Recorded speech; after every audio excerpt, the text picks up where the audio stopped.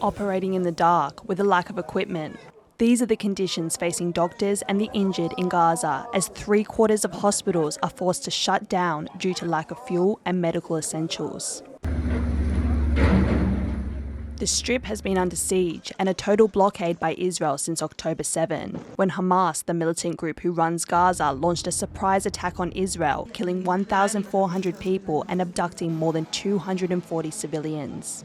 According to the health ministry, Gaza's largest hospital, Al-Shifa, has now lost power, with babies being removed from incubators as oxygen runs out.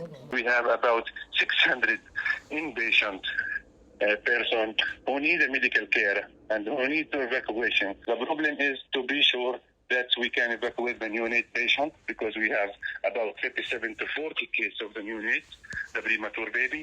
So situation is very, very bad. We need help. Thousands of patients, civilians and staff are reportedly sheltering inside the hospital, afraid to leave, surrounded by an onslaught of strikes and fighting. There's a sniper who attacked 4 patients from the inside the hospital. One of them has the gunshot directly in his neck and he has a quadriplegia, and the other one he has a gunshot in the abdomen. Some of the people which actually go outside the hospital, they want to go to the south, they bomb them.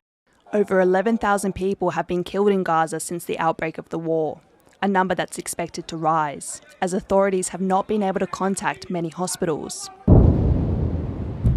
Israel has been striking thousands of locations in Gaza, which it claims are Hamas bases, including Al-Shifa.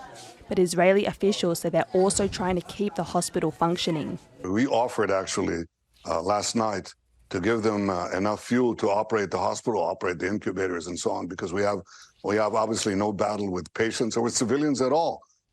And I think every civilian death, every dead baby is a tragedy. But that tragedy should be placed squarely at the responsibility of Hamas, that is keeping its military installations inside hospitals.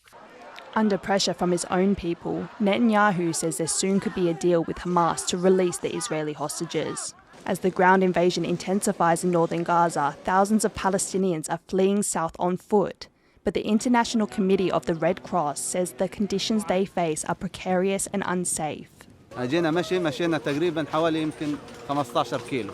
فيش لا أكل ولا خبز ولا مية، فيش حمامات، الأولاد صار معهم أمراض، النزلة المعوية، الإسهال والاستفراغ، وكل يوم على المستشفيات، وهذا حالنا زي أي حال أي طفل.